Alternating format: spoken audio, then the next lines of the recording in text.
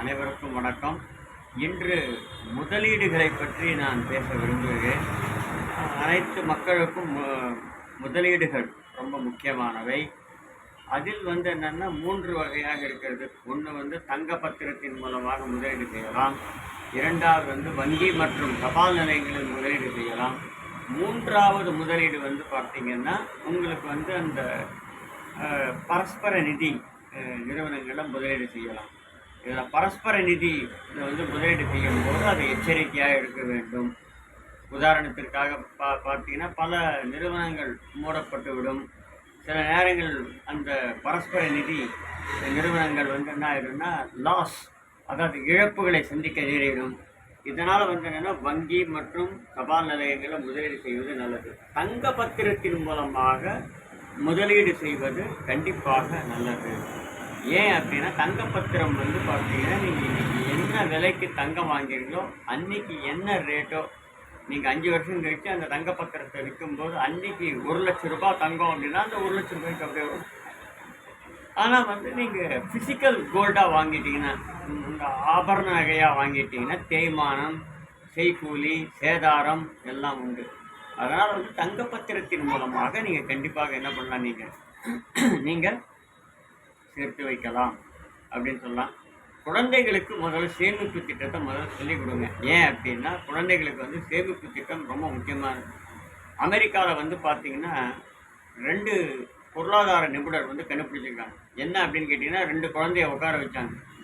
என்ன அப்படின்னு கேட்டிங்கன்னா ஒன்று பார்த்தீங்கன்னா ஒரு இனிப்பை கொண்டு போய் கொடுத்தாங்க ஒரு குழந்தைகிட்ட. அந்த குழந்தை என்ன பண்ணிச்சு, டக்குன்னு எடுத்து அப்படியே சாப்பிட்டுடுச்சு. இன்னொரு குழந்தைகிட்ட இன்னொரு இனிப்பு கொடுத்தாங்க. அது 3 மணி நேரம் கழித்து என்ன பண்ணியிருக்கு, அதை சாப்பிட்டுது.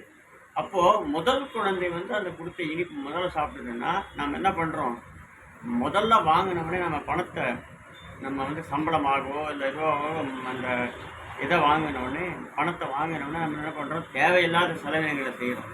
அந்த குழந்தை அதே தான் என்ன பண்ணுதுன்னா அந்த இனிப்பை வாங்கி உடனே போட்டுது. அப்போது ஆசை வேறு, நம்முடைய இலக்கு வேறு. டிசையர் அப்படின்வாங்க. டிசையர்னா ஆசை, ஆம்பிஷன் அப்படின்னா அந்த குறிக்கோளுக்கும் இந்த ஆசைக்கு வித்தியாசம் இருக்குது. ஆசை அப்படின்றதுனா இன்றைக்கி ஒரு சாக்லேட் வாங்கி நீங்கள் சாப்பிட்ணும், இன்றைக்கே பானிபூரி வாங்கி சாப்பிட்ணும், இன்றைக்கே அதை சாப்பிட்ணும் அப்படின்றது இல்லை. ஆசையை கொஞ்சம் தள்ளி வைக்கணும்.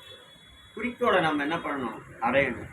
அதுதான் என்னென்னா பொருளாதார நிபுணர்கள் இந்த ஆராய்ச்சியை அமெரிக்காவில் செஞ்சாங்க அப்படின்றாங்க. நம்ம நாட்டினுடைய இது பார்த்திங்கன்னா அந்த பொருளாதார நிபுணர்கள் இந்த கதை கூட சொல்லியிருக்காங்க நிறைய இடங்களில். ஸோ அதை இந்த உங்கள் முன்னாடி நான் கொண்டு வரேன். சேமிப்பு என்பது ரொம்ப முக்கியமானது. அது நீங்கள் கண்டிப்பாக சிறு வயதிலிருந்து 20 வயசில் நீங்கள் சேர்த்தா தான் அட்லீஸ்ட் ஒரு 50 வயசுலையாவது நீங்கள் என்ன பண்ணலாம், லட்சக்கணக்கில் பார்க்கலாம். 40 வயசில் சேர்த்திங்கன்னா பார்க்க முடியாது. அதனால் என்னென்னா மாணவர்களுக்கு, குழந்தைகளுக்கு சேமிப்பு பழக்கம் ரொம்ப அவசியம் என்று சொல்லிக்கொண்டு இன்று ஒரு தகவலாக நற்தகவலை உங்களுக்கு நான் அழைத்துகிறேன். நன்றி, வணக்கம்.